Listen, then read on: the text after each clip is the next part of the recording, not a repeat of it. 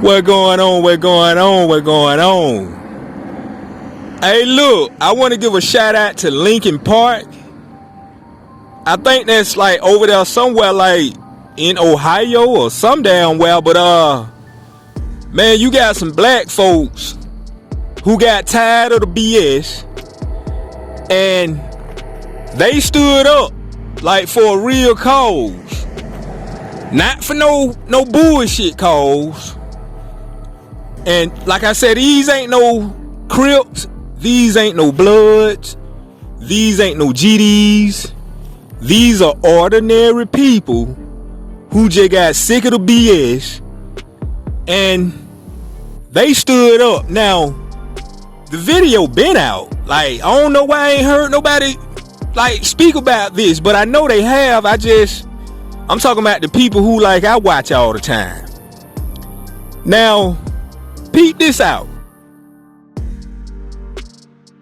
Center of a growing national debate about civil rights, hate speech, and the Second Amendment.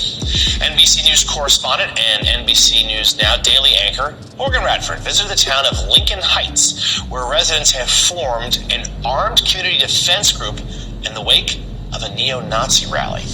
Morgan joins us now. You were there just on Tuesday. What did the residents tell you about what's going on? Yeah, I was there just this week. John, it was fascinating because what's interesting is that this town was founded during the Great Migration back in the 20s as a refuge for black citizens, which is why it was especially painful when neo-Nazis suddenly appeared in this 3,000-person majority black town. But they decided to fight back, taking up arms and patrolling their own streets. Now they're at the center of a much larger debate about protection and free speech and who gets it. These aren't police officers or soldiers. Your business owners, fathers, your sons, daughters. These are civilians, members of the Lincoln Heights Safety and Watch Program. It's a duty. Okay, let's go. The duty, protecting their neighborhood, the majority black village of Lincoln Heights, Ohio. After neo-Nazis held a rally here last month, carrying rifles, waving swastikas, and hurling racial slurs, just moments before children were let out of school. At the time, law enforcement officials said the neo-Nazis did not break any laws, but an investigation by county prosecutors is ongoing. Weeks later, the KKK came with these flyers. First African-American community above basic fixed line established. Safety and Watch Group spokesperson Durance Daniels says the police did not do enough, which was more chilling because the town was founded in the 1920s as a safe haven for black residents. Lincoln Heights is our home. If somebody broke into your home, you call the police, and the police says, you know, if they do it again, we haven't broken any laws, so we're just going to allow them to break into your home again. What would you do? Are you worried at all that having a potentially armed response could just create more friction, create more danger? I'll answer that by saying I've never felt safer as a black man in my community than I have right now. The mayor of Evendale, which oversees the police force that responded that day, said in a statement to NBC News, "Our emphasis on de-escalation and public safety resulted in the incident's resolution without injuries to any of the persons involved." Come on. But residents here say they can't afford to wait. Every day, the Safety and Watch Group escorts children to school and patrols the streets. Why do you all wear masks? Those Nazis, we have reports of them finding our backgrounds, so we're not hiding ourselves from the residents, but we're protecting our families from what we're doing out here.